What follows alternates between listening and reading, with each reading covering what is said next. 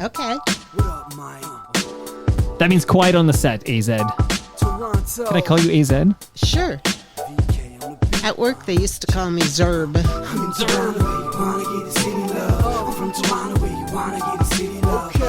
Zerb. The one and only Zerb. Yeah. Welcome to episode 1646 of Toronto Mic'd. Proudly brought to you by Great Lakes Brewery, a fiercely independent craft brewery who believes in supporting communities, good times, and brewing amazing beer. Order online for free local home delivery in the GTA. Palma Pasta. Enjoy the taste of fresh, homemade Italian pasta and entrees from Palma Pasta in Mississauga and Oakville. RecycleMyElectronics.ca. Committing to our planet's future means properly recycling our electronics of the past. Building Toronto Skyline, a podcast and book from Nick Iones, sponsored by Fusion Corp Construction Management Inc. And Ridley Funeral Home, pillars of the community since 1921.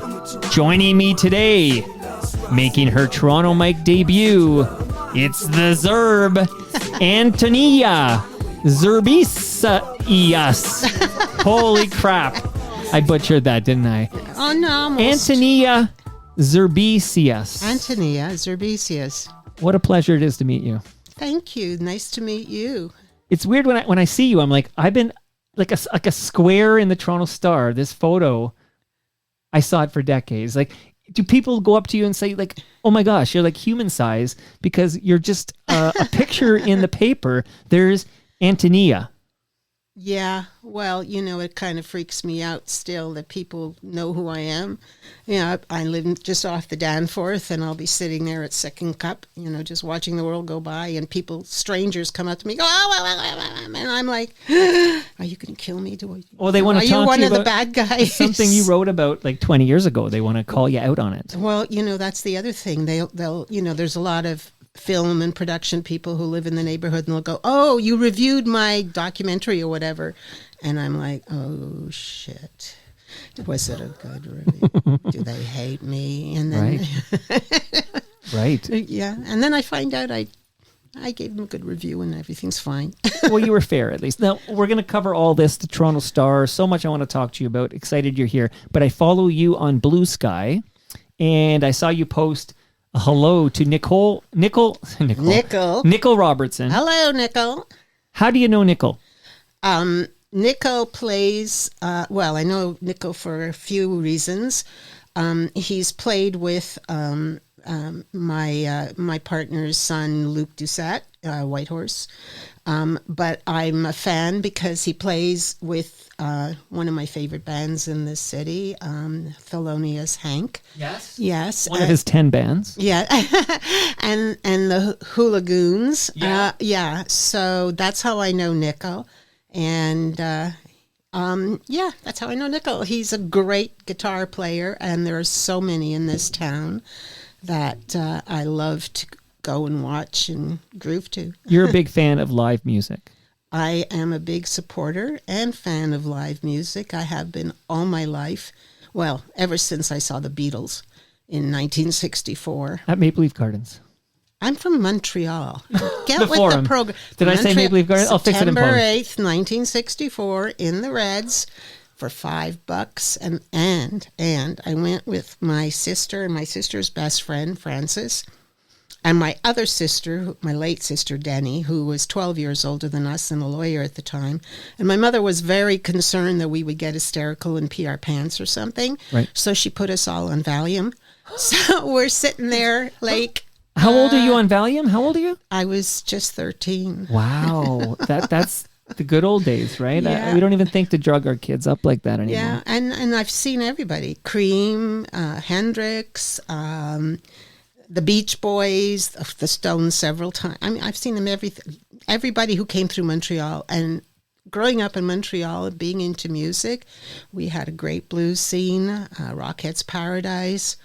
Every person who toured through the northern states would stop off in Montreal, which was like a wide open, great city. My uncles used to call this town Hogtown. Oh, yeah, no, Hogtown was Toronto's nickname, absolutely. So when do you leave Montreal? How old are you? How old I am? I am 74 as of last month. Okay, the Radical Reverend was just here. Yes, I know. And you used to be on, is it called The Three Women? What was the name of this? The Broad Squad. Well, Jane Houghton's show on WTN. Okay, this was called Three Women with Sherry DeNovo on CIUT. You know what?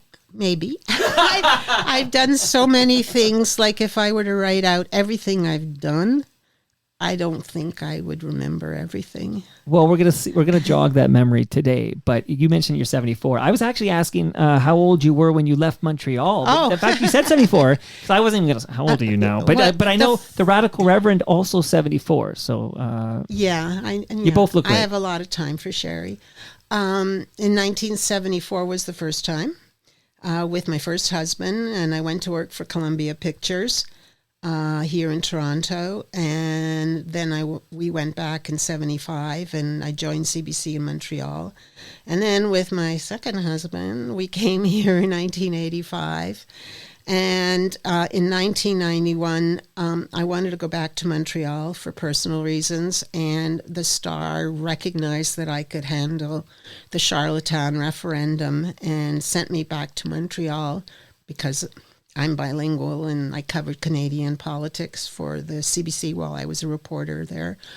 And so I spent 2 years in Montreal, and then they dragged me back here in 93. You can see the ruts on the 401 where my heels were as they pulled me away from my hometown. And I don't regret it, actually, now. How was the audio at that Beatles show at the Forum? How was the audio? Do you have any memory of the audio, or you were just screaming so loud you couldn't hear it? I was on Valium. That's right. That's right. No, but here's the thing. I was never one of the screamers. I was into the music. I wanted to be able to, I had binoculars, and I was watching, Paul on the bass, and, that's what I wanted to see. Because infamously, at Maple Leaf Gardens, Harold Ballard booked an extra show or something, and they did like a double header at Maple Leaf Gardens. They did that in Montreal too. Okay. There was a matinee and an evening show. And the audio, and I wasn't there, shocker there, but I talked to like Diane Sachs and some FOTMs who were there. And the audio, I guess they were using just the public address announcer audio they'd use for like hockey games or whatever. Right. So, you're not going to get too much dynamic range there. I cannot comment on the audio. I honestly don't remember. It was a while ago. Okay, 60 years ago. I'm gonna play some audio that you will comment on. Are you ready to go back to this? You ready? Sure. Can I blow my nose? You blow your nose, and I'm gonna play this audio. Okay. Our guest, Edgar Bergen. Our host, Larry Solway. Oh my God! How did you dig that up? To go to the movies, or to play cards, or to lie in bed with a good book. It was for tens of millions the night for Jack Benny and Fred Allen, and the biggest of them all, where you got all in one package: the music of Ray Noble, the voice of Nelson Eddy, the ribald wit of W.C. Fields, the brassy-voiced boy Charlie McCarthy. Together, they almost have sold billions of gallons of Chase and Sanborn coffee. It all came from the quietest one of them all, Edgar Bergen. In the 20 years of weekly shows, no one ever played for a bigger audience than Edgar Bergen and Charlie McCarthy and Mortimer Snurd, and it began at least 50 years ago. Well, I guess so. Charlie did, certainly. The radio started at 37, yes. But the beginning, well, Charlie started with high school, and I was fooling with ventriloquism when I was in the 8th grade in Decatur, Michigan. Then high school is where, my senior year, I got Charlie McCarthy. You passed out of high school. What are we listening to here? I think we're listening to the Larry Solway show, which I worked on that's the reason we came to to Toronto in 1974, because I got a job at the Larry Solway show as a researcher and booker. And, yeah. So what's it like to hear that audio? It makes me feel old. Oh no. And I don't often feel old. No, I don't mean to make you feel old. No, that's okay. It was a difficult time. Moving from Montreal to Toronto in '74 was really a culture shock. And doing that show, as interesting as it was, and I met so many people, like so many incredible people, and I remember some of them very well. Good and bad. Doing that show was very hard because we had to travel a lot, and you'd book into a hotel, and it would be very intense for like 3 weeks or a month. I spent, like, for example, a month in London, England, and I only had one free day. It was running around and, booking this, booking that, pre-interviewing, writing the questions, and then there would be like these marathon studio taping sessions that would go on for like 12 hours. And I would, escort the guests into the green room and makeup, and then keep them company, make sure they were happy, and then escort them into the studio. It was hard. And then I would come home, which was not home. It was like an apartment in Toronto. And I mean, I had my husband there, but it was difficult. And you loved Montreal. I love Montreal. Taxi drivers, when I used to take the taxis to the airport or whatever in Montreal to come back here, they would ask me, which city do you like better? And I would say, well, Toronto's like my husband. Montreal's my lover. Woo! Never shall the two meet. No. I'm not sorry I'm here now. So don't get me wrong, but I do miss it. Okay, well, so you went back to Montreal, then you came back to Toronto. In 85, because my then husband, Mark Blanford, the late Mark Blanford, he was the first person to do a television series in high definition. He did that for the CBC in cooperation with Sony, which was trying to promote high-definition TV, sure. HD TV as we called it back then, or High D actually we called it back then. And so I got a job on CBC's business show then, which was moving to Sunday night prime time after the National. And that's Venture, right? Venture. So I co-hosted with Patrick Watson and produced and fronted my own documentaries. And I did that for a year. But you know what? I mean, I got a master's in business administration in the early 80s, at night mostly, and did very well. And I thought I wanted to do business reporting, but oh my God, it's so boring. So, especially for TV. Well, Antonia, yes. Is that correct? Antonia? Yeah, perfect. Okay. Yeah. It's Greek. It's all Greek to me. Okay. It's actually a Latin name, but yes. Antonia, okay. Yes. Love it. Now, before I get you to the Star and we spend some time at the Toronto Star, and that's when I'm introduced to you, who you are. I'd see your photo as I'd read your piece in the Toronto Star. Do you think we could chat just a little bit, because you're so sharp and you have such interesting opinions on this world at large? Could I ask you a little bit about current events? Sure. I just concerned that we might date this show by talking about what's going on today that might change, like in the next 10 minutes, the way Trump is going. So all we do is we timestamp it. So we're talking at 2:21 p.m. on Friday, March 7, 2025. So if news breaks at, 4 p.m. today, we didn't know about it. So we're talking about what we know now. Yeah. But if Donald Trump were listening to us right now, what would you say to Donald Trump? Get help. Get help. The man, there's something wrong with the guy. You think so? He has absolutely no empathy for anybody. And anybody who does not have empathy does not fit into civilization. We would not have civilization unless we all got along and cooperated with one another. He doesn't get it. No compassion for those he shares his planet with. He seems to be all about Donald Trump, and he doesn't care who dies or who gets hurt in the process. Yeah, exactly. I mean, I'm not a psychiatrist. I can't diagnose people, but he's a sociopath. Like, seriously, I really believe that. He's probably bipolar as well, and not medicated. Have you seen the movie, the biopic, The Apprentice? Have you seen it? Yeah, I did watch it. Yes, well, that was basically more about the lawyer. I Ray was going Cohn. to say Roy McCarthy. No, thank you, Roy Cohn. Incredible performance by Jeremy Strong, by the way. Yes, I did see that, but there was really nothing new to me in there. I read a lot. So it's one thing if we both agree that this is likely a sociopath, but how does a person like that gain such a loyal following? Like, how did we arrive at a point where he has this power? Like, this is a perfect storm. I wouldn't even, if this was a dystopian future novel or something I was reading 30 years ago, I wouldn't believe it that this person could ever assume such a position where he could have such a influence over the world. First of all, he is really good at television. He had a lot of practice at that.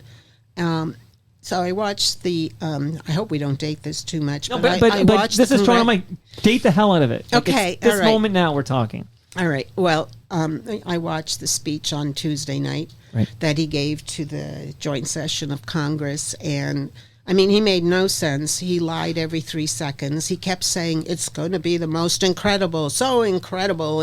You won't believe how incredible. The guy's vocabulary is extremely limited and getting more limited by the second, which is a sign of a problem. Mm-hmm. But he does know how to work the camera. And he's entertaining in the sense that it's like watching a constant car crash, right? It's like bam, bam, bam, one after the other. So, what happens when we see car crashes? We slow down, Now, in terms of why so many people buy into it. Yeah. There are a lot of angry men, especially. There's a huge backlash against feminism. So I think that's part of it. I watched this series on CNN recently that, it wasn't on CNN, it was a CNN series that's being replayed on Amazon and YouTube. You can find it online.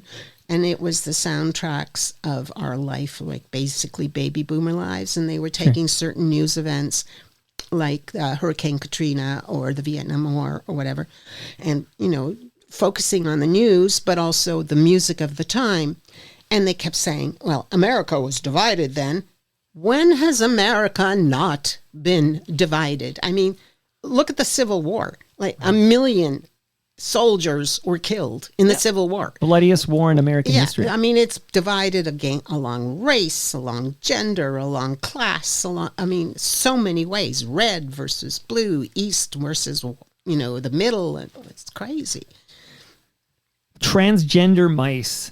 I believe this was from the not State of the Union that was like cosplaying as a State of the Union, but he talked about saving money. They were going to transgender mice, and it turns out it was transgenic. That's right. I mean, that's how. I don't know if that was deliberate or not. That's my question. I had this conversation with my wife. I said, does he know his followers are dumb, so he's serving up the slop for them, or is he so dumb he believes that this was X million dollars going towards making mice transgender?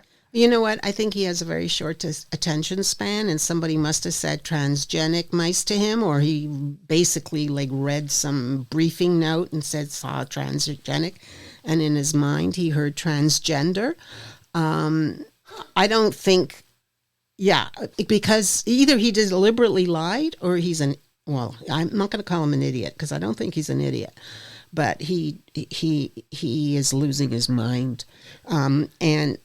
No, the sad fact is that the media made him, like back in the 80s, Vanity Fair was all over him. I don't know if people remember National Lampoon. National Lampoon was the only magazine or news thing it was a satirical thing, to take him down. But everybody else was like, oh, Donald Trump. I mean, he made 2 appearances on Sex and the City, with Samantha drooling over him. Right.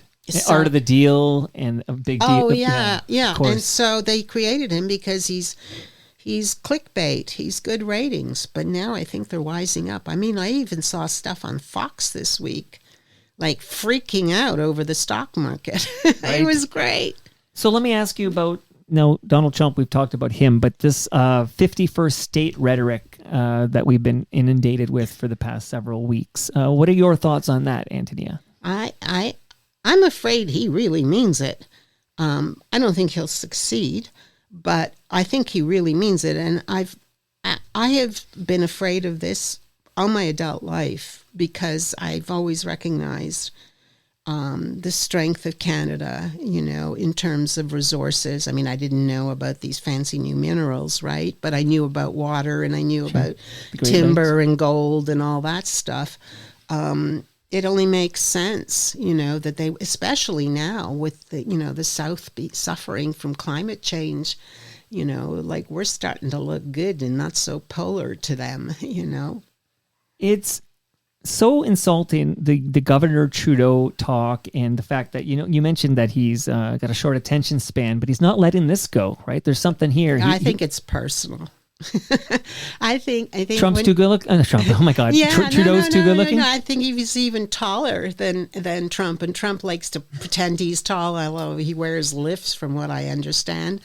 And diapers, I heard. Well, yeah, I remember that shot of him in the shorts, the back shot. It was like, yeah, I don't know. Maybe he sat in a mud pile. I don't know. Well, there's an FOTM named Noel Kassler who worked on The Apprentice, and he talks about, he smells like a guy wearing a diaper. He wears a diaper, and there's no judgment to anyone who wears a diaper here, but he's got an Adderall addiction. It's quite the... Well, I don't know about that.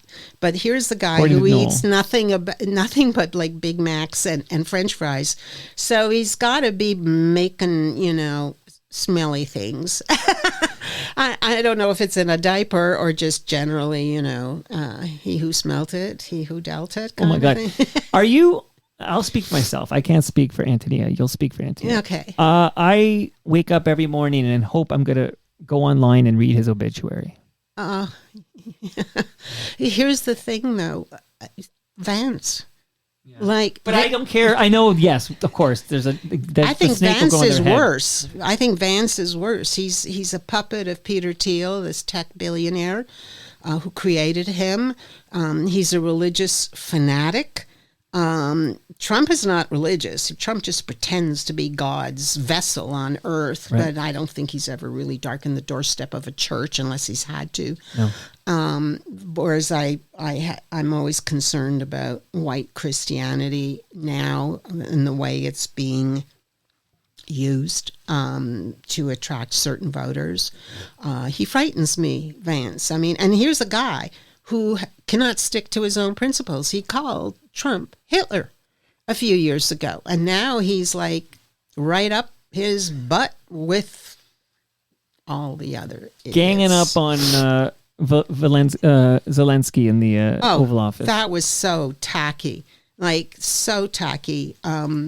But, it's all a performance, right? But I think they crossed a line there, not just internationally within, the diplomatic and the political circles, but I think, there are a lot of people with Ukrainian backgrounds in the United States, and in Canada, but it doesn't matter about Canada, who would have been grossly offended by that. Well, any human being, I think, on this planet would be grossly offended by that. Well, the man is a gross offense. I mean, there's nothing else to say about him.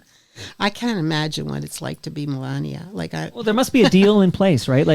Without it, there's some agreement. I'm sorry, but there's not enough money in the world for me to do what I figure she's doing for him. What if, because I was trying to understand this too, because she was at that not State of the Union address that took place the other night. And I was wondering, because I often thought of this with Alexander Ovechkin when he had this social media photo of him and Putin that he just simply left there when Putin invaded Ukraine. And I wonder if there is a legitimate fear for her family's lives, if perhaps there's some deal in place where if she doesn't because I don't know anything. I'm just speculating with my new friend FOTM Antonia, but well, if there was some threat to her parents, for example, deportation, but they're in the United States, but deportation or something worse, obviously, that perhaps she would toe the line for X dollars until he dies. Well, there were the rumors that his first wife, Ivana, was a Russian spy or Soviet spy.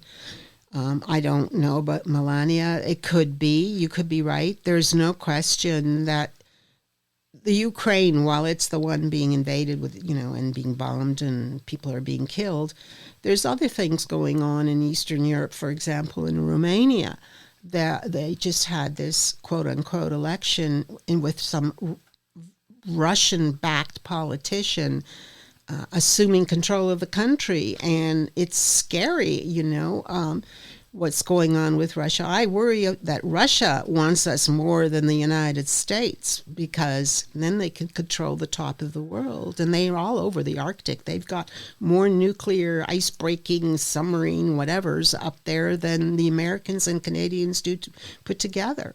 So you have a couple of years on me. You made an allusion earlier that you were always afraid of this. I know when I was growing up, they often said, the next world war will be fought over drinking water. Like this was the thing we often talked about.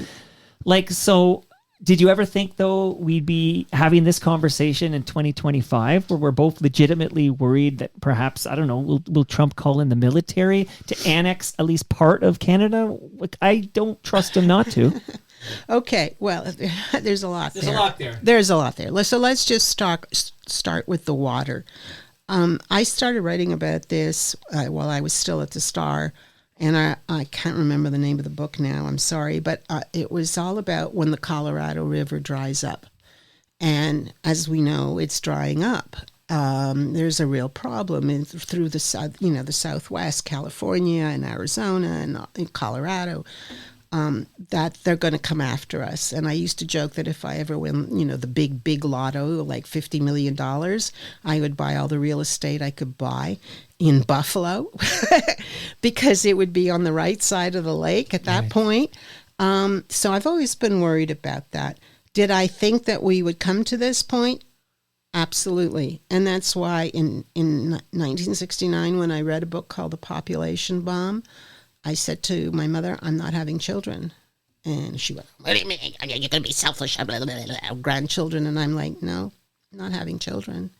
I do not want to bring children into a future where they're going to be suffering.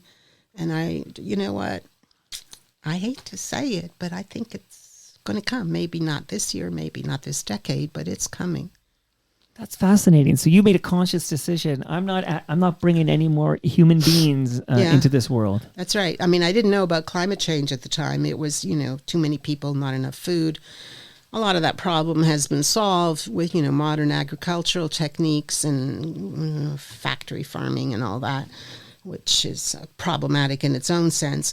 But, I did make a conscious decision. And if I may bring this up, it became a problem for me in the early 70s after I graduated with my BA that, I was looking for a job. And back then, in those days, you put your birthday and your marital status, on your CV. And, I would sit there in front of male interviewers. Like I can remember one, it was a startup advertising agency with two guys, like these two renegade ad guys, and they became extremely successful. And I had applied for a job as a copywriter here in Toronto, and they looked at my resume and they went, "Oh, you're married." And I went, this was 1974. "Oh, you're married." And I went, 1975. "Yes," I said, "I got married last month, as a matter of fact." And they went, "And when do you plan to have children?" And I'm like, "I'm not having kids." "Oh, of course you are. Every woman wants kids." Right. And I went, "I don't." Like, the first time I held a baby by myself was last year with my grandniece. Really? Yeah, like, I don't know what to do with babies. Yeah. And my brother left his daughters when they were young with me for a weekend. And the two-year-old was still in diapers, and I'm like, oh, shit, I got to change a diaper. And the 5-year-old was like saying, "No, you're doing it wrong." Oh, wow. It's like, do it like that. Oh, okay, thank you. Yeah, I give them to me when they can talk and go to the bathroom. Wow. Okay, so that's fascinating to me, that conversation. So where are we, back to, just to wrap up the current event part, I had an episode this morning with the morning show host for Zoomer Radio. Uh-huh. And the vibe there, it was a great episode if you care anything about Toronto radio. So that's for like... Well, I do. Well, then you and I will love it. So it's a great episode for that. But I chose to like keep any current event stuff. But really, like it's such a big part of my day to day right now. I'm like, Antonia is somebody I can talk to about this. Oh, sure. So that's why I'm unloading on you right now here. But Shoot. And then some news today about the Great Lakes Treaty and annexing the Great Lakes, America annexing the Great Lakes. Right. Well, I didn't have much time to. This is fresh. Because I'm a night person and a late sleeper, and I had to put my makeup on to get here. All right, you're off the hook for that one. But bottom line is, it's but every day something new. I did post a story on my Facebook profile from the New York Times with some deep sources on the conversations between Trump and Trudeau. And how I remember this in particular, how Trump was talking about abandoning, that was the word the New York Times used, abandoning all the Great Lakes water treaties and such. Well, I don't know how easily that's done. I'm not concerned about an invasion, and here's why. I don't believe that Americans, like the cannon fodder is there like it used to be, serving their country to attack Canada. I don't think that there's that kind of animosity against Canada, especially along the northern border states. Like, I can't imagine somebody from New York or Vermont or Minnesota or even from Michigan feeling, I'm going to go out there and kill some Canucks, like they used to say about the Vietnamese. I don't see that. And also, a lot of them are like too much processed food and they're all diabetic. Never mind Mr. Bone Spurs, the president, like these guys are really out of shape. Geez, Mr. Bone Spurs, and you mentioned he eats, his Big Mac combo every day or whatever. He's pushing 80, so he's on the clock, right? I mean, those types don't I'm live. 74, shut up. No, but do you live on Big Mac combos? Very rarely. Very rarely. That's a big difference here. My goodness gracious. Okay, no, you look great. You're going to live to be 110. No, I hope so. You're going to live to be in good Peter shape. Gross's mom is my new hero. Marilyn Gross, Peter Gross's mother, lives on her own, cooks for the family at special occasions, completely independent, still full of vigor and energy, and she's 101 years old. Wow. Well, you know what? After I broke my neck and back, I was always I had times when I gained a lot of weight. I grew up in delicatessens. Food is like family. Schwartz's? No, but I was at a private dinner, closed, with tablecloths and champagne, just for me at Schwartz's in 1978. I have photographs. Wow. Yes. How did that come to be? Then because the owner of of Schwartz's at the time was a Montreal composer and conductor named Maurice Brieger, Zbriger, if you want to Google him. And I had to interview him because he was giving free concerts in Parc La Fontaine, and he kind of got a crush on me, this old guy. Who could blame him? Anyway, he wrote a symphony for me.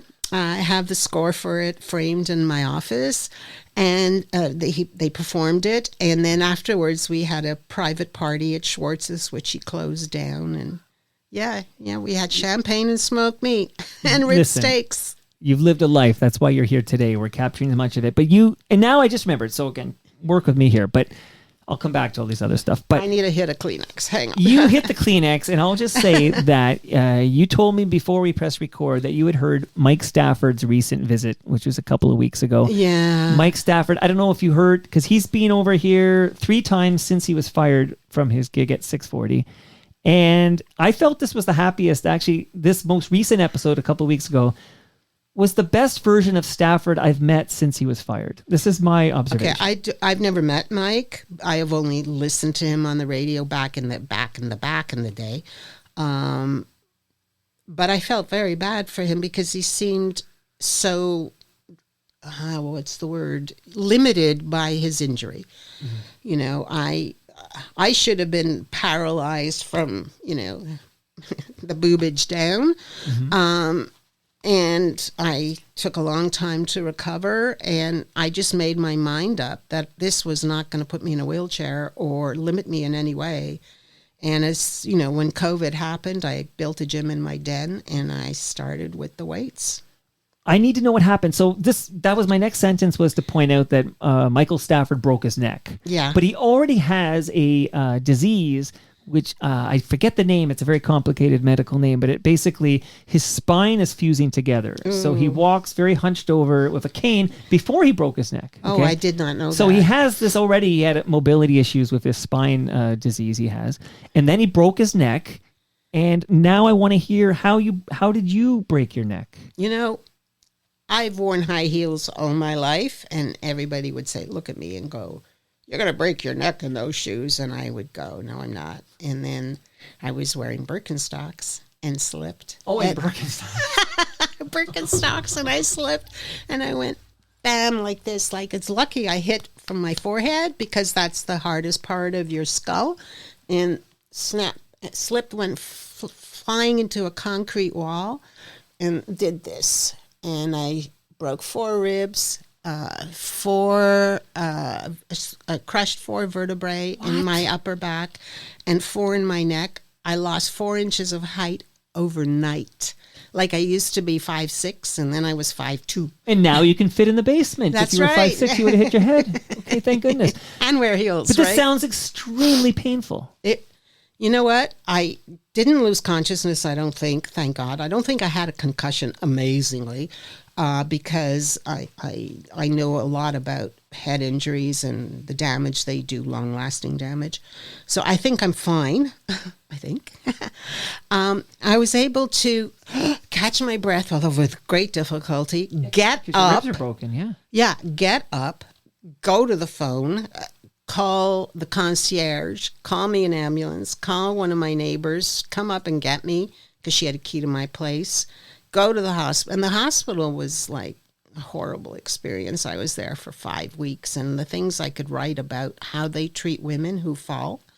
You know, I was 60-something, I don't know. I was in my late 60s, and they write you off, because they know that if you're not young, you're not worth saving. Like, it's... What? Oh, yeah. There were 3... I shared the room with 2 homeless guys, which I learned a lot about homelessness, which really woke me up. I thought I knew about homelessness, but I learned a lot more.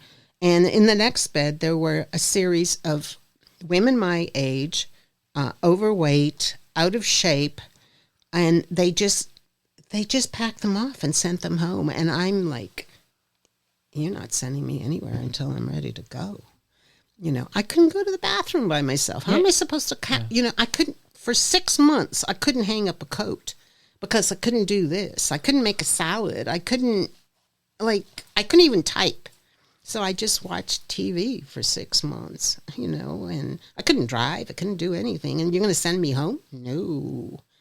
I'm very, very privileged, Mike, I have to say. I am very privileged, and I'm very grateful. I was able to have private care for 4 hours a day, come in, help me bathe, because I was like in a brace like this, and make my food and stuff like that, because otherwise I could not have survived. But here you are. You walk down my stairs. You're up and about. I'm wearing can heels. Do this now. I was afraid to look. I was assuming that, you can't wear Birkenstocks again. That's for sure. No, Jeez. no, I hate them. It's deadly Birkenstocks. But firstly, I get that sounds. I'm sorry that happened to you.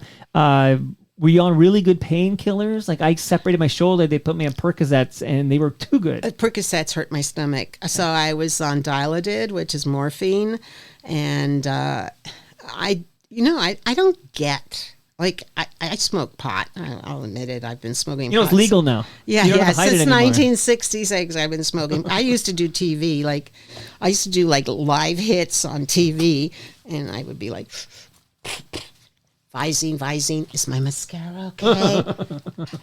Hi there. This is Antonia Zerbisias, CBC TV, Montreal. Wow. That's the real talk right there. My goodness. Okay, so the Dilaudid, yeah, so right. it's morphine, right? I just didn't get it, and I used to joke to my doctor, you know what? Just give me more pills, and then I'm going to take them downtown and sell them for $10 a pop.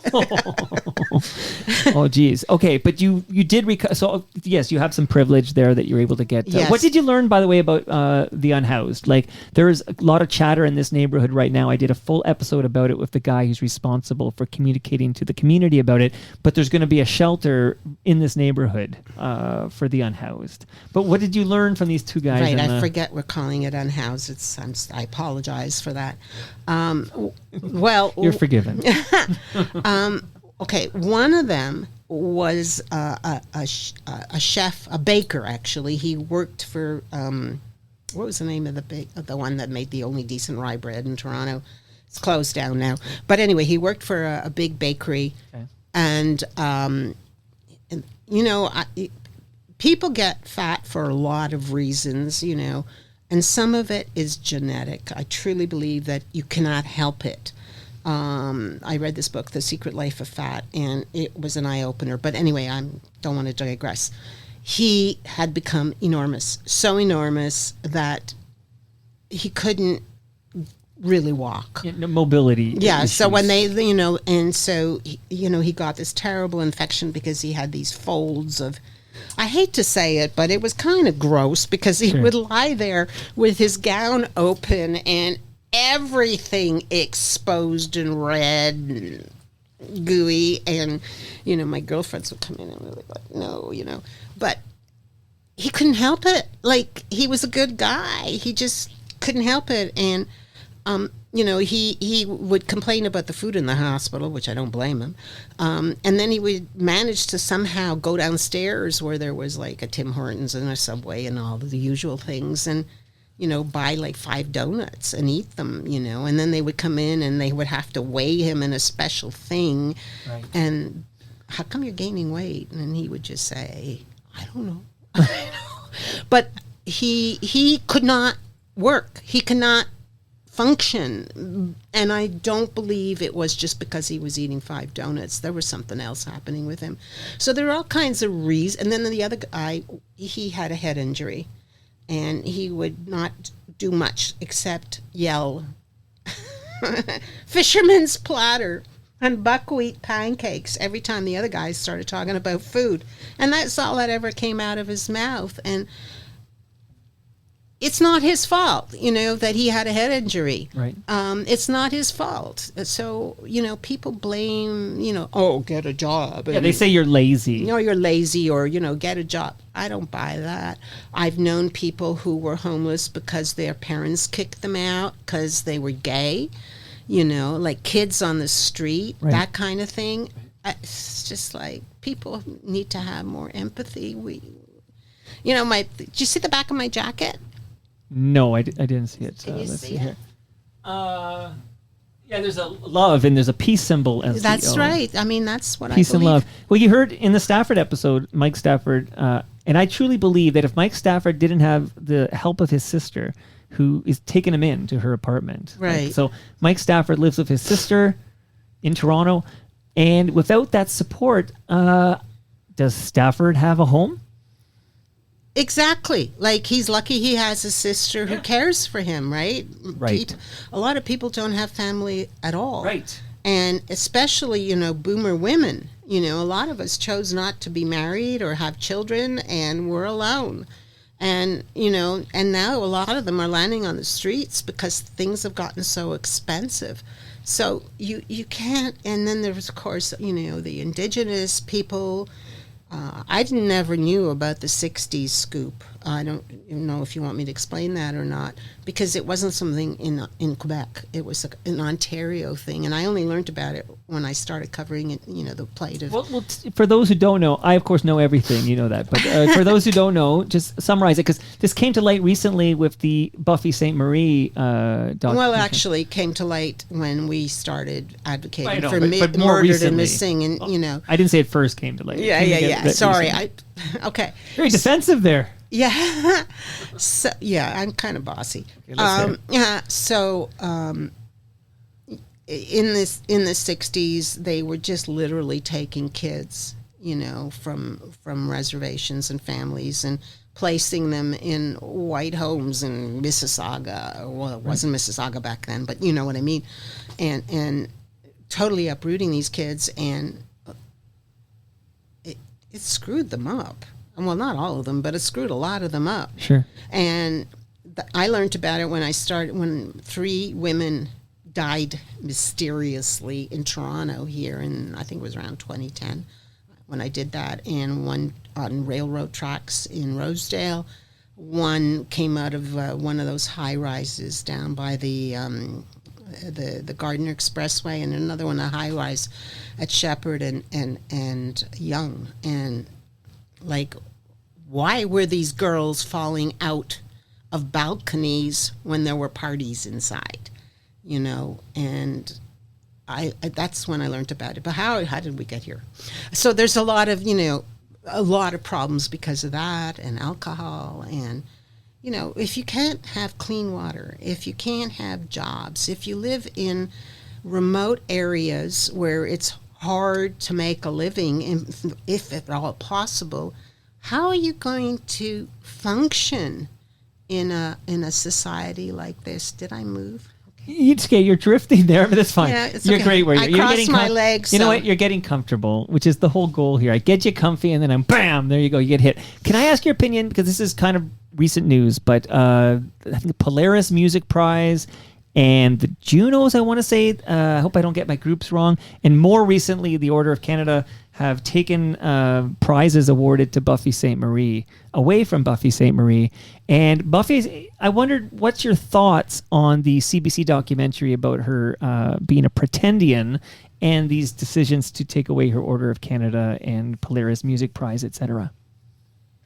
I'm going to say I have no opinion, and I didn't watch the documentary, and I didn't get the big fuss over it. I feel bad. I had admiration for Buffy Sainte-Marie back in the late 60s, especially when her music was really all over the place, when folk music was big. I'm not a big fan of folk music, by the way.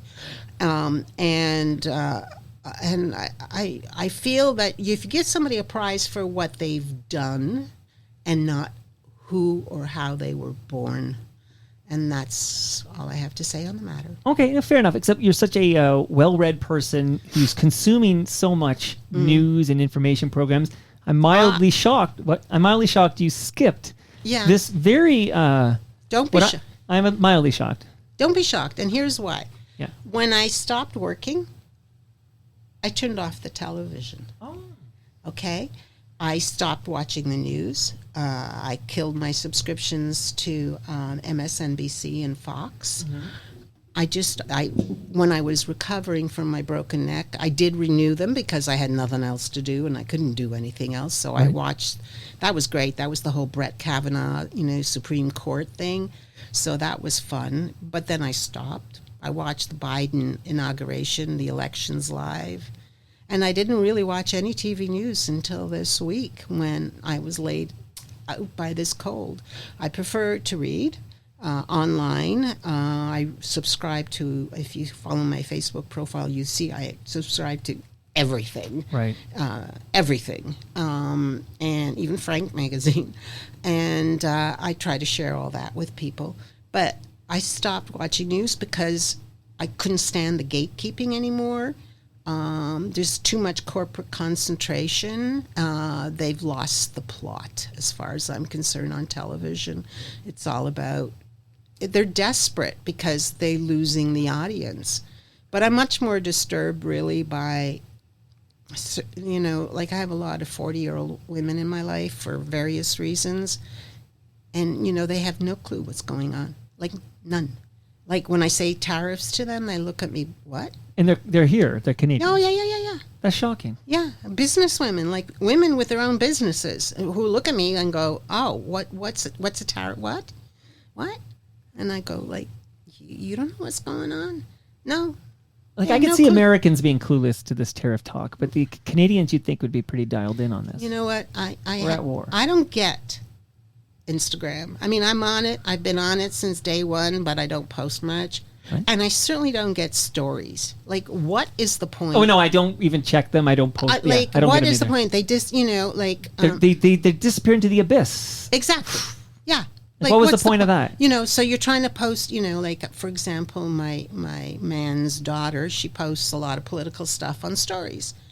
And I go, like, what? Can we not engage somewhere? Can we not, like, See, it just but on flashed Instagram, by? which I post... Sorry, I hit your it's okay. box. I will... Well, that box is going to have something in it for you, and I'm going to tell you about that in a moment. But, Antonia...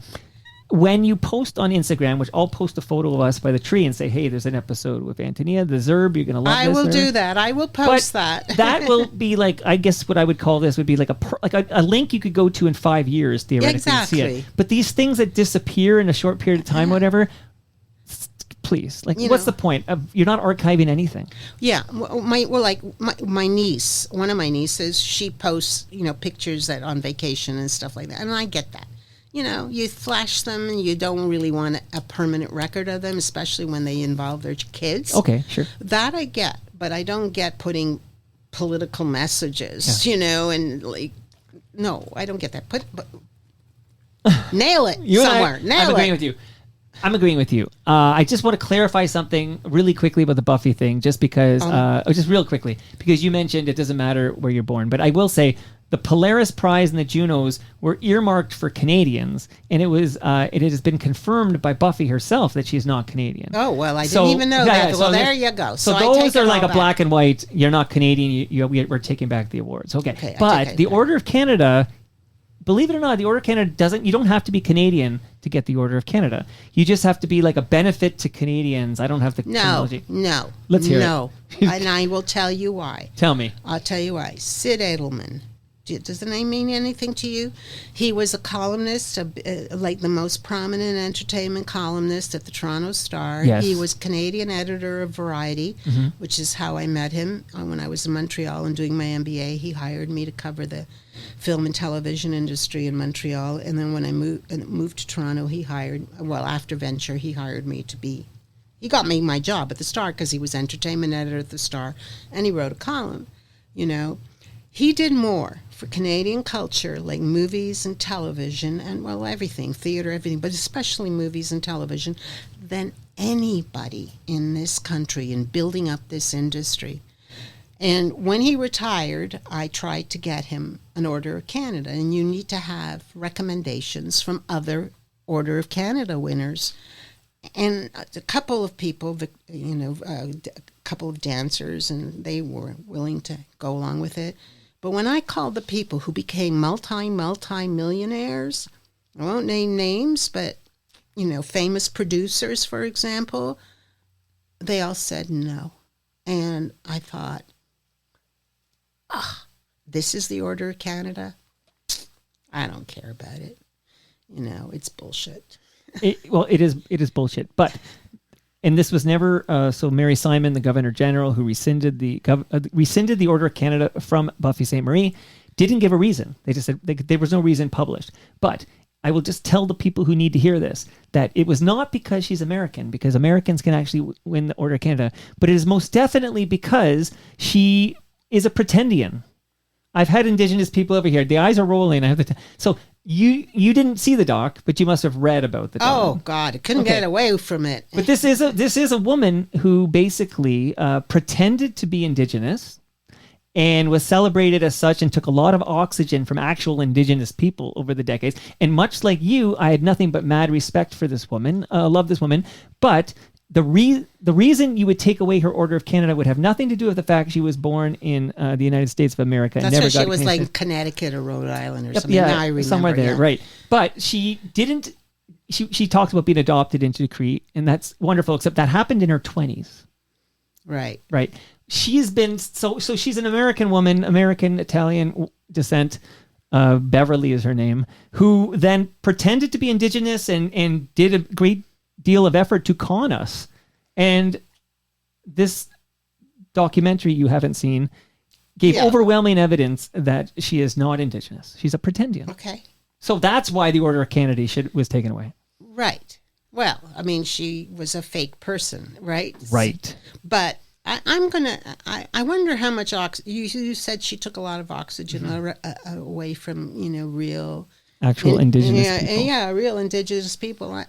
I don't know how we measure that. I don't know that. You can't measure it, but whenever somebody like the CBC needed to talk to an indigenous person, going to Buffy is the path of least resistance because she's the most famous person to represent the indigenous people. Listen, whenever the CBC wants to talk to a conservative pundit, they call Andrew Coyne.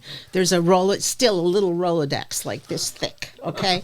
We need a conservative. Let's call Or if Cross Canada wants to talk to somebody, a Canadian who's interested in becoming the 51st state, well, Kevin O'Leary is your guy. Oh, yeah. So it's just lazy journalism as far as I'm concerned. I work there. I know.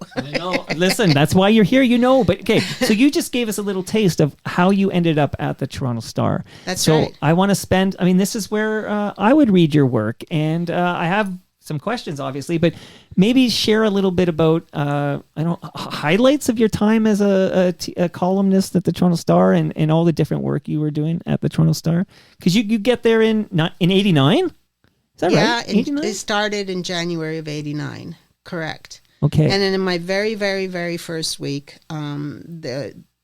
Sid asked me to do a story on who might be the next president of the United States. Of CBC. Bill Clinton. Of CBC. Yeah, it was George Bush then, the original. Well, the next one. Yeah, Dad. Who would be the next president of CBC? Because I knew CBC really well. Right. And, I knew television really well. Can I just open a bracket here? A lot of people thought I got all my information from my ex-husband, who was also at CBC, and he knew nothing. I had so many friends at CBC who also went on to Global. And I used to live with the producer of news at Global TV here in Toronto. He was a roommate, not that kind of live guy. Okay. But I knew everybody, so I had my own sources. So anyway, so speculate on who would be the next whatever. So I don't remember. I did Big Saturday Front. It was my big first Saturday front. And entertainment front, and Monday morning I walk into the Star, and there was like a staff bulletin board, and I see my name in a headline, and Barbara Emile's photograph, and it was her column, in which she just crapped all over me, and I don't know what that. CBC should be abolished, and who is this woman saying that so-and-so and so-and-so? I don't remember who I named. Maybe Patrick Watson, maybe Pierre Junot, I don't remember. But anyway, so, totally crapping all over me, and I was like, it's like I was never used to being crapped on by people I didn't know before. Right. And I go sit at my desk, and I'm like, and the next thing I know, I don't know if you remember him, his name was Frank Orr. Yes, he was absolutely. a giant. The man was 8 feet tall. And he's looming over my desk, and he goes, "You have been pissed on from a very low height. Don't feel bad. Congratulations." Kudos. Yeah, so, the highlights, there were many. When I won a National Newspaper Award for 96. Oh my goodness. Yes. See, you did your homework on me, but I did my homework on you. Yes. I was going through a very hard time at the time because I was writing about media, and there was a managing editor who I couldn't stand and shall remain nameless. All the good names. He knows I hated him. Who was always trying to get me to do stuff that had nothing to do with my job, but was more about finding intelligence for his own gossipy or whatever purposes. And I would just say to him, "You're not going to run this story, so I'm not going to burn my sources and call them up." So it was a constant battle, and he was trying to get me fired. He had talked to my entertainment editor. God bless you, John Ferry. I still love you. John is now head of current affairs or VP of current affairs at TVO. He was a very big supporter of mine. This guy was trying to fire me. So then comes the National Newspaper Awards, and I get the award for critical writing. And I'm standing on the stage and I thank so-and-so, John Hendrick, and yada, yada. And then I go, and thanks to blah, blah, blah, for not firing me. And that was just like me being just like, good for you. You know me, right? At the dinner afterwards at the Royal York Hotel, we were all sitting, a bunch of star people, and he went around congratulating. We won a record number, I think, that year, 13 awards. And he went and congratulated me. And then he leaned in to me like this, and he went, "We haven't fired you so far." And I'm like, oh, my God, thank you. Thank you for that. A month later, I'm in Banff covering the television festival in the bridal suite at the Banff. I loved that. I loved that. The Star was fantastic when there was money.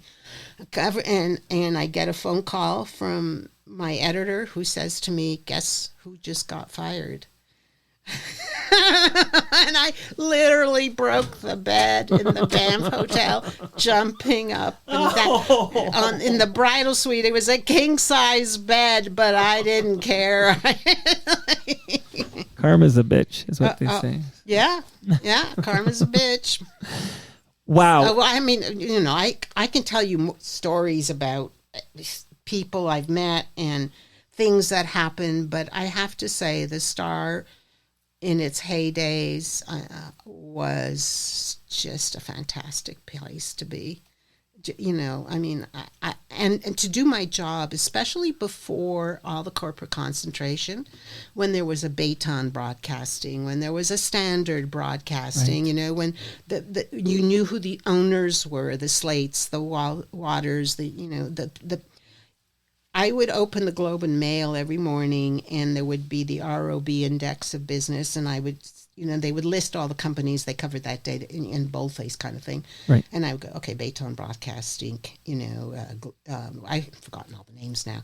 But I could call up, like John Bassett, and have a phone conversation, or have lunch with him, or get drunk with, like Moses Znaimer. These were actual human beings. So covering media was a lot of fun until this one bought that one, and that one bought this one, and this one. And I don't have to tell you, like, what's happened to radio in this city. There's very little, playlists that, it's like The Last DJ, like Tom Petty, sang in the 90s, I think it was, The Last DJ's gone. I mean, I listened to Jazz FM, CBC Radio, and that's pretty much it now. Oh, and Radcan, when I listen to radio, because the rest of the radio just doesn't appeal to me. Yeah, it's very cookie cutter. There's no creativity, no imagination. And like you said, Bell's got their cluster, Rogers has their cluster, Chorus has their cluster, and then you got your public broadcaster. Well, I remember when album-oriented rock started, in the late 60s in Montreal with Chaume, and which was then, not Standard, the guy in Newfoundland, I've forgotten. But anyway, so, yeah. And people like Doug Pringle and who knew music and would talk, they would go on and on about T-Rex or Hendrix or whoever. And, you knew the names of everybody who was in Cream and what they played and when they cut this record and how they cut this record and blah, blah, blah. And now, it's like movie stars, right? All these women, they're starting to look alike. It's like they all get the same faces, It's like the Twilight Zone. Right, right.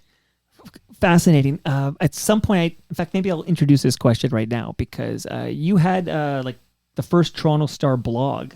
Yes. Well, yes, technically I did. David Olive, who still writes a great business column, he did a quote-unquote blog, but he was basically posting his columns online. Right. That was really at the beginning of the WWW. But I did the first real blog. And Did you talk to Mark Weisblot about this? Well, no, but I have okay, it's funny because I got a not from Mark Weisblot. I do talk to Mark Weisblot a lot. Okay, I'll throw that out there, but listeners know that. But this question did not come from Mark. This question came from a gentleman named Cam.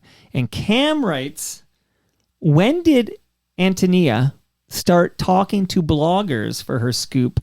And what other bloggers, aside from Mark Weisblot, did she connect with in the early 2000s?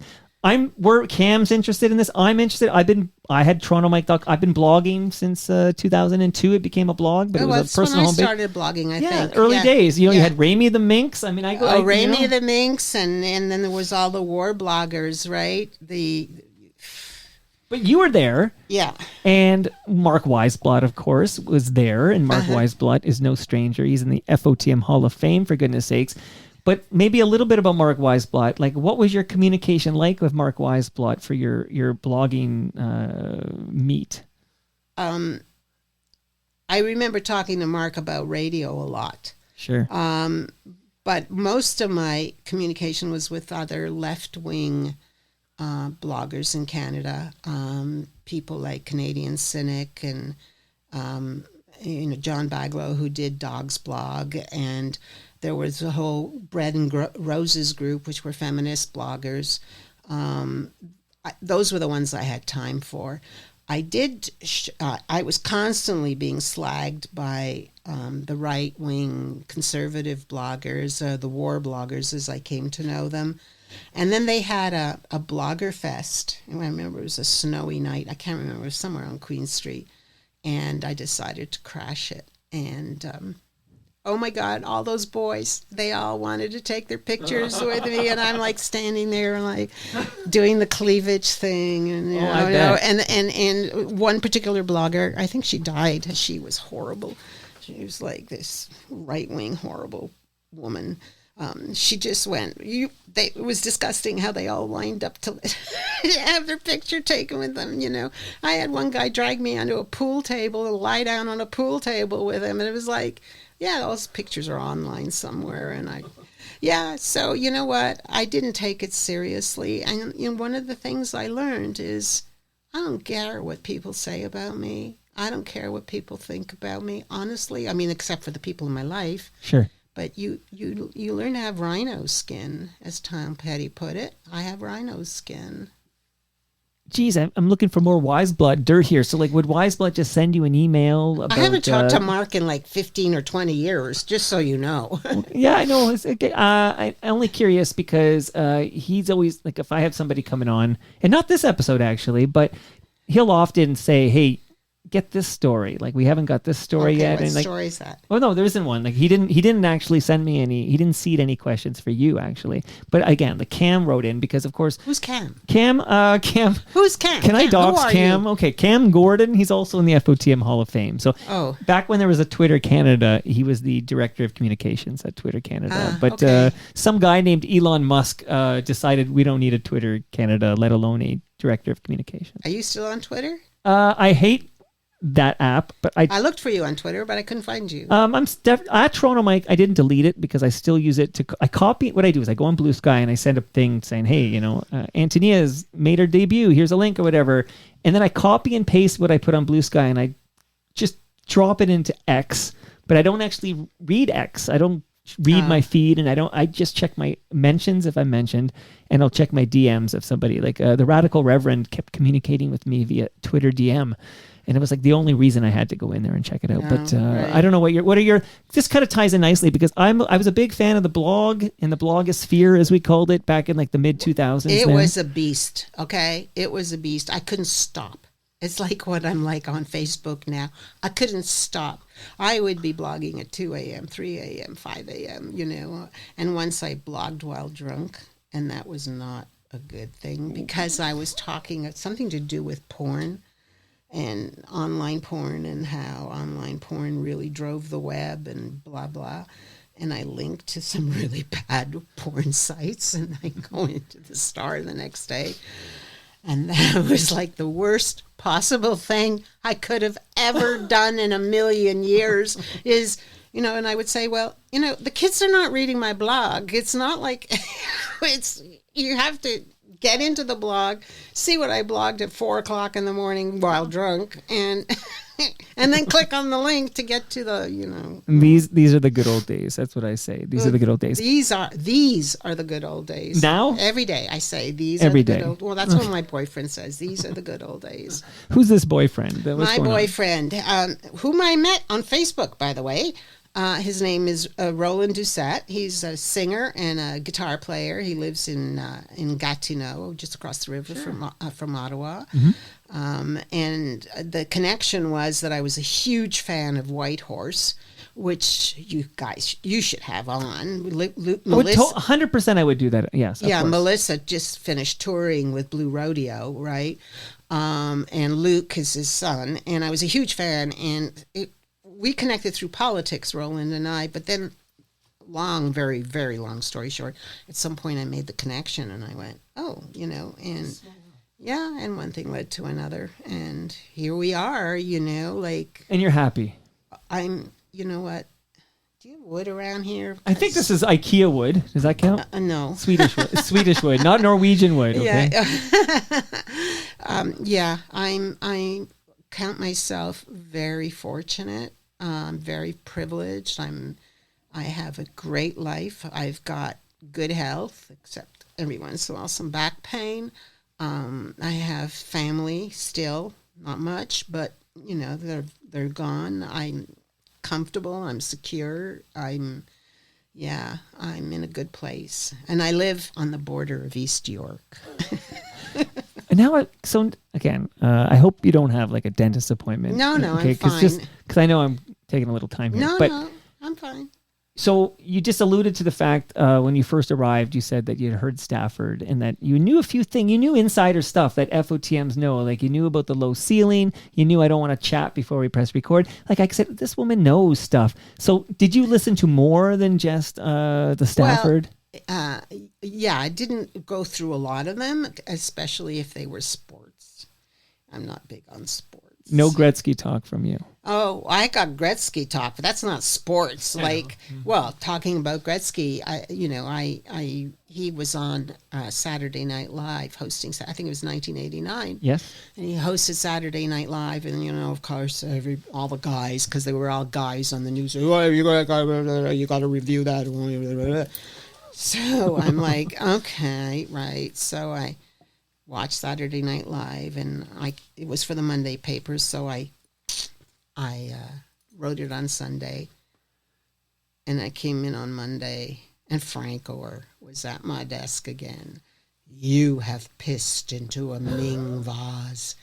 And I'm like, he was terrible. Like he was awful. And you know what? As I wrote recently on Facebook, he's pissed in all over Canada as far as I'm concerned. And I think Frank would agree with me.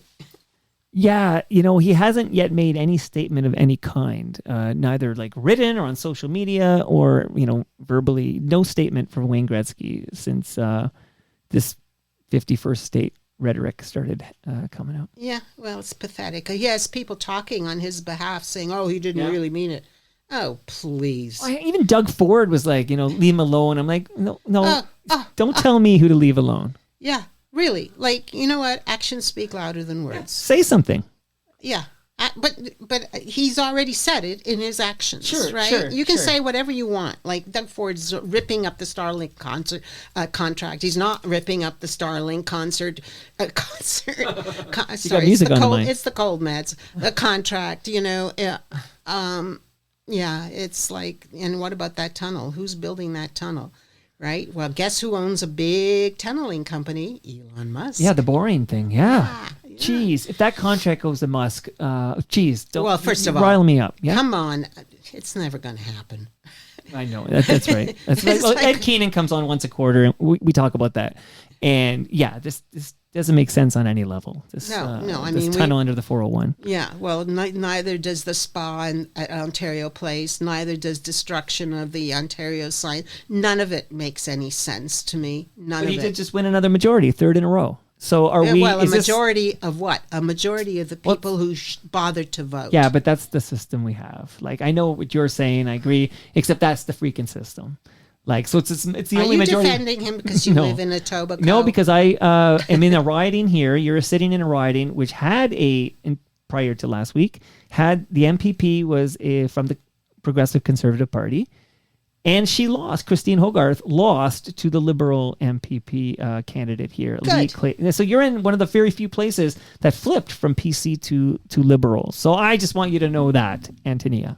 Well, that's what happens when, Gen Xers can buy $1 million homes. This home was not $1 million when I bought it. No, not when you bought it, but it is now. It is sure. now. That is true. Well, that's true. I have nothing I can say about that, but I paid much less than $1 million. Okay, I'm going to give you a few gifts here, and then I'm going to ask you about a couple of controversies, and then we're going to... Yeah, sure. You were amazing. Now, and I'm wondering, like, did you have a moment where you wondered if you'd ever walk again? Like, did this ever cross your mind? Oh, no. During your injury? It took me, the first 2 weeks... I'll tell you what I learned. What? Diapers aren't as bad as you thought they were. I said no judgments on the diaper. No judgments from me. If you need but diapers, I had you need no diapers. choice, right? But no, I could walk which was amazing because every day they would come and stand over my bed and rip up the sheets, which my girlfriends would make. It was so bad. You needed friends to come in and do your bed and help you with things. I'm so short-staffed, and that was 2018, and it's much worse now. But anyway, and they would rip off the sheets and then start poking my feet to see, can you feel that? And I would stop, bleep, bleep, bleep, touching my feet. Well, that's a good sign. Back, they said that's a good sign. Yeah, no, but I was worried that I could never drive again, that I could never slice an onion again, that I could never, just this. All these things you took for granted suddenly ripped from you. Yeah, and now I can deadlift my weight. Okay. Yeah. Don't fuck with Antonia. Okay. Don't fuck with Antonia. You don't need to worry about this place for you're 74. You've got a good 40 years before you got to worry about it. But Ridley Funeral Home. Oh my goodness. has sent over a measuring tape for you. Oh well, thank you. I use it to measure how big my biceps are now. Okay, biceps. I was wondering what you were going to say next. Okay. Well, you're measuring the biceps. Okay. I don't know if this is family program. Or no, not, you can say anything you like. But anyway, yes, I do measure all of that. All right, I won't ask my next question. I'll skip that and go straight to... Thank you, I could use this when I go shopping. Do you like Italian food? I know you're Greek, but what do you think of Italian food? Una faccia, una razza. That sounds Italian to me. That okay. means one face, one race. Yes. In fact, I did my DNA thing, and like 30% of me is Italian. So you're gonna love, but what you say? Well, you're 30. What percent of you is Greek? About 40%, and then the rest is Balkan. Zerbisias, I believe, means Serbian, and there was a migration of people. It's a long story, but it had to do with the Venetian Empire against the Ottoman Empire and blah, blah, blah. So, and if you meet anybody with the name Zerbini, Zervini, Zervulis, whatever, Zerb, those Greek, it means they really came from the Balkans. Okay. Oh, it's fun. And they're fun. usually fair and not dark. Well, okay, is this like a giant Well, this pizza? is an empty box. No, in my freezer upstairs, so before you leave, you'll have it, is a large lasagna, a frozen lasagna from Palma Pasta.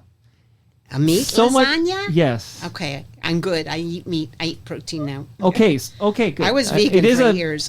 Well, okay, because Mike Wilner's coming over next week, and he has specifically requested a vegetarian lasagna. And if you were going to tell me now you're vegan, I would have switched it up and just got him another one. You know what? When I was in the hospital, I realized that if I didn't eat protein, I would never get out of bed. This is beef. Okay, it's in my freezer. You're taking it home with you. Thank you, Palma Pasta. They are going to feed us at TMLX 18, which is a free event where all listeners, all guests can collect at Great Lakes Brewery, 30 Queen Elizabeth Boulevard. This is in South Etobicoke from 6 to 9 p.m. on June 26th. And not only will we eat Palma Pasta, our first beer is on the house. Thank you, Great Lakes Brewery, for that. I don't know if you consume the beer, the craft beer, the fresh craft beer, but this is craft beer from Great Lakes Brewery, also going home with you, Antonia. I better put it in the trunk if I have to drive all just the don't way crack it across open, back you're to okay. civilization. No, don't drink that on your way Well, home. it's Okay. not even cold, so no, I won't crack it open. Well, that's for maybe that pairs Also, nicely I'm with on the the cold meds. pairs nicely with the lasagna. So you enjoy that. Just want to let everybody know there's a new episode of what are we talking about? Building Toronto Skyline, which is the podcast from Nick Iones from Fusion Corp. The new episode is all about One Young. Pinnacle International is developing One Young. I know. Do you know One Young? You ever been? Yeah, they're tearing. I passed by it today driving here, and I thought, is this the last time I'm going to see One Young before they tear it down? So that it's a huge, as you know, it's a whole community they're building there, this Pinnacle International. But we talked today to somebody from Pinnacle, and that's one of the big tower is going to be 105 stories. Can you imagine living up there? The penthouse, which is going for $30 million, I believe, is 345 meters in the sky, which means you're the same height as the observation deck on the CN Tower. Wow! Can you imagine? I've you have climbed 30 million the for CN that? Tower. Did you? Yeah, I've climbed the CN Tower. Well, yes. then you could walk up to your new penthouse at One Young. I won't do that again. So everything you wanted to know about One Young is in the latest episode of Building Toronto Skyline. And last but not least, I urge everyone listening to take note of recyclemyelectronics.ca, because if you have old electronics, old cables, old devices, you don't want to throw that in the garbage and have the chemicals end up in our landfill. You want to go to recyclemyelectronics.ca, put in your postal code, and find out where you can drop that off to be properly recycled. Do you have that, Antonia? You know what? I'm out to buy a new Mac and a new Mac laptop and a new iPad. So no, seriously, I am. My Mac is like groaning and looking at me and going, software sells hardware. Yeah, they keep upgrading the OS, and then the MacBook becomes too insufficient. Well, the Mac I have now says, when Spotify comes up, it says your operating system is out of date. I'm getting a lot of that. So. Yep, and in the olden days, way back when, we might add new memory or a new RAM or a new hard drive or something. Today, you basically get a new one. Like it's a completely. That's why you can't throw this tech in the garbage. There's a lot of dangerous chemicals in there. Okay, so on our way out here, how has this been going for you so far? This is fun. I know I'm all over the map and I'm talking like I'm stoned. Listen, I'm all over the map friendly. Like it's all about the tangents and then coming back. But have you been to your Wikipedia page? Not recently. It would have upset me a lot back in the day, because there were constantly people calling me anti-Semitic on my Wikipedia page, and I just... And you're not anti-Semitic? I'm like the least anti-Semitic person on earth.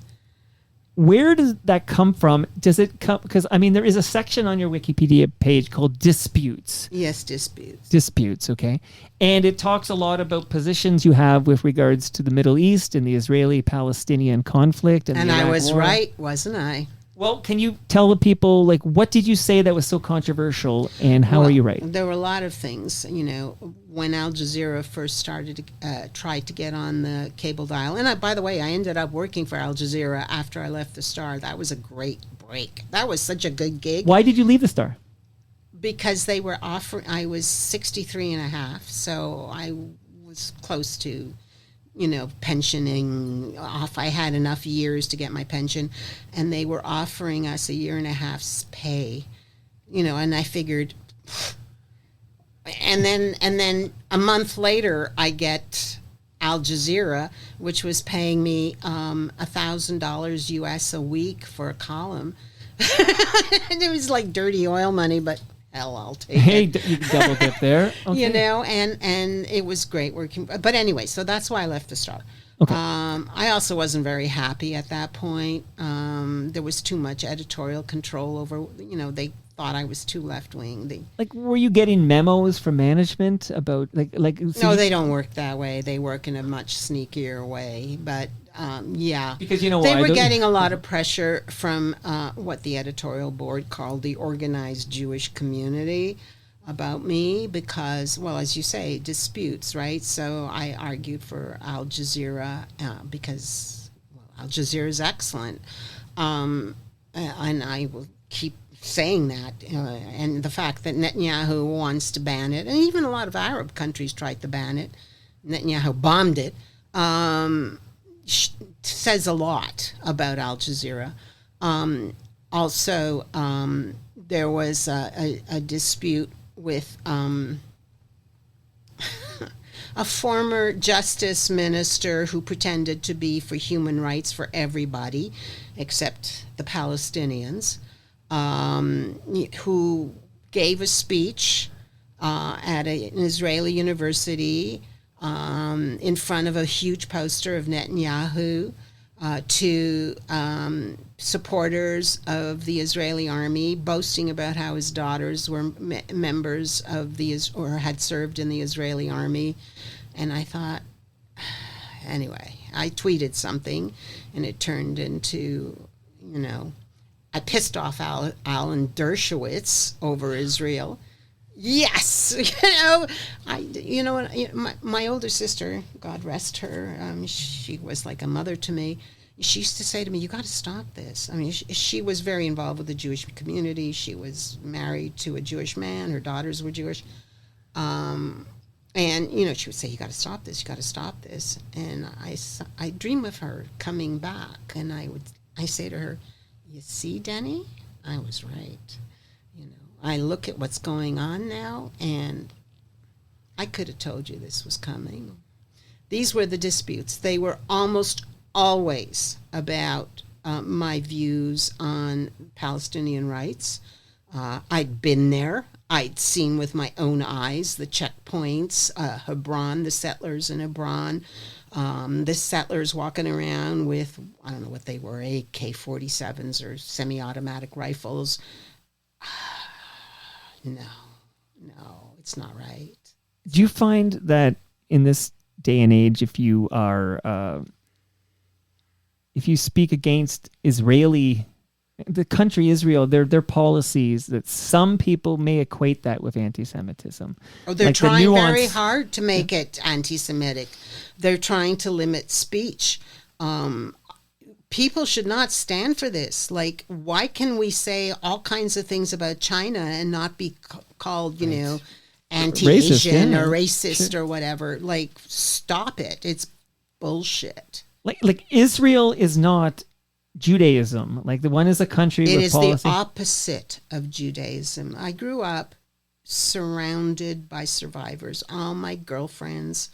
I went to a high school where there were only 31 Gentiles in a high school of 1,600 Jewish kids. Okay? People think I'm Jewish, like Jewish people think I'm Jewish. I have a friend now. She lives above me. That's how we met. She was my neighbor. She's very, I won't say her ultra-Zionist, but very concerned with Israel. And she thought I was Jewish, So I understand the culture. I spent like 6 weeks there. I feel I know it. And let me put it this way. I found a kitten in a bush while staying with my friends in Jerusalem. And I took it to a vet. And I said to this vet, "I will pay for you to keep this cat until you find a home for it." And he said to me he was leaving. And I asked him why. And he said, this was shortly after, Netanyahu had been in power for 2 years maybe. And he said to me, because they're turning right wing and it's not going to be a nice place anymore. There was a shawarma shop in Ben Yehuda Square. I used to often go for lunch. I wandered a lot around by myself. And he was a Moroccan Jew who had gone to New York first, left, came to Israel, and he told me he was closing down his shop and moving back to the States. And I said, why?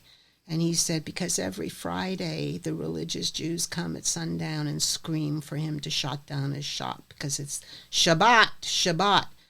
So I could see it coming. And that's when I started to get really radicalized. I wouldn't say radicalized, but to understand the situation and what was happening to Israel. And it had nothing to do with Judaism. Peter Beinart, who's written this fabulous book about being Jewish now in the wake of Gaza, he calls it idolatry. It's the golden idol, which is expressly forbidden in Judaism. You walk into synagogues and you see the Israeli flag.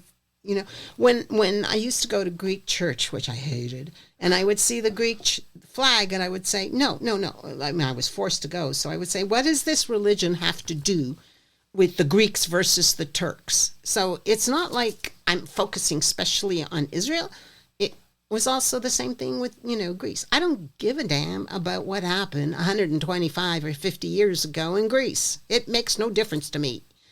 Cyprus has nothing to do with me or my religion. I'm not religious, but at the time. Sure. I appreciate you sharing those thoughts. I have these conversations with Ralph Ben-Mergi. Oh, Ralph. I produced this podcast for years. Did you? I didn't know that. Not that kind of rabbi. And I have a lot of time for Ralph. I have a lot of time. In fact, there's a double date in my calendar. Ralph and his wife and me and my wife are going to an Italian restaurant. So it better be Palma Pasta, right? Is it Palma? Would I go anywhere else? Come on. If you see me at any other Italian joint, that's it for me. But Ralph's a great guy to talk to. Ralph, very proud Jewish man. Adherent to the faith, takes time for Shabbat, the dinners and all practice, and I know everything. A lot of, very proud Jewish man.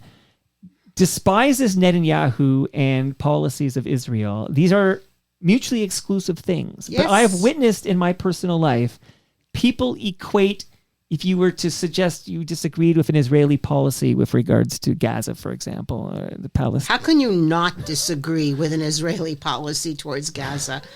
Seriously. Right. But even some, again, I won't name names, but there's FOTMs on this list. But I know who they that are. suggestion, you are anti-Semitic. And furthermore, essentially, we're not friends anymore. Like this nuance is completely lost. And you mentioned, like, why is the flag flying here? The separation of Judaism, this religion, and the policies of the country Israel and Netanyahu, they are two different things. They're mutually exclusive. Zionism is an ideology. It is a political movement. Judaism, I used to say, and I still say, that when I die, I want a Jewish funeral, right? I have more time for Judaism than I do for being Greek Orthodox or Christian, right? There's something about Judaism that I have, quite apart from the rituals. I have no time for rituals of any kind. But it is not what is going on. There's, like, for example, Maimonides, one of the great Jews, philosophers or whatever you want to call him. He said you should never besiege a city on all sides. Look what they've done to Gaza for decades. And now there's no escape for those people. They can't even go into the water because they'll get shot at from the water. The fisher boats used to go out, and if they went a little too far, they would get shot out of the water. On the live stream, I just popped over because we were going to wrap. I just want to see what there's a questions. live stream. There's a live stream. Yeah, there's just the live stream for the diehard FOTMs that we love from the WhatsApp group. Hi. Hey Ref has a question for you. Hey Ref. Yeah, he's a referee. He referees hockey games. Oh, yeah. Are you a Gretzky fan? Hey Ref, are you a Gretzky fan? Hey Ref wants to know: do you support Hamas? No. Well, what a stupid question. No, of course not. Like, why do you have to support Hamas to be pro-Palestinian? That's ridiculous, and it's bullshit, and it's lazy. Do your homework. Yeah, just reading the questions here, just on our way out here. But there's a contentious issue here. He points out that Israel has free speech. He says there's multiple exclamation marks at the end of that. Oh wait, stop. Mm-hmm. Okay. If Israel has free speech, why has Netanyahu attacked Haaretz, the progressive newspaper? If Israel has free speech, why are they arresting the families of hostages who are protesting in the streets? If Israel has free speech, why did they kick out Al Jazeera? Shall I go on? All right, I'm going to have to broker a future episode with Hey Ref and Antonia. I got to say here, I'm going to knock him into the intellectual boards. He'll give you Charging penalty. Would that be a charging penalty? A little high Interference? sticking here. I'm from Montreal, man. My goodness, your Toronto mic debut was pure fire, and it won't be the last time I get you on this show, but I love this very much. Thank you. It was fun. And I'm sorry for blowing my nose throughout the whole thing. You know, I didn't even notice. Oh my God, I got it like It was quiet blowing going on here. Hey Ref says families aren't being arrested, he says, but obviously we don't have time to solve to make peace in the Middle East in this program, but I love that we can have the open dialogue and have this discussion civilly. And I love this conversation with you, and I appreciate you taking the time to visit, and you're more than just that photo I'd see in the Toronto Star. Yeah, I'm bigger than a photo. Larger than life. Bigger than a bread box. And that brings us to the end of our 1,646th show. Who's going to be a Liberal leader this time next week? Who's going to win the Liberal leadership race? Is that a question for me? Yeah, that's like a prediction question. I think it's like Carney, hands down. Shoe-in, right? Done deal. Yeah. Who, if Mark Carney wins and there's they call a federal election, what do you think happens in the battle between Pierre Poilievre and his Conservative Party and Mark Carney and the Liberal Party of Canada? Have you ever seen anything more pathetic than Pierre Poilievre the other day following Trudeau's incredible speech that made worldwide headlines? The man is desperate. He has no game left. And that brings us to the end of our 1,646th show. I had to check the numbers there. It's because I recorded twice today. Congratulations, Now, this Toronto episode Mike. won't actually drop until Saturday morning because Andy Wilson recorded this morning. So we'll see how dated all of our current event chatter will be if people are listening to this on Saturday. But stay tuned for that. Much love to all who made this possible. That's Great Lakes Brewery, Palma Pasta, RecycleMyElectronics.ca, Building Toronto Skyline, and Ridley Funeral Home. See you all Monday when my special guest... Oh, here's a right-winger who worked at the CBC. Bruce Dobigan's in the basement Monday. Bruce Dobigan was like a self-professed leftist who worked at the CBC, who moved to Calgary and became radicalized. Shame. Shame on you, Bruce. To be discussed Monday. See you all then.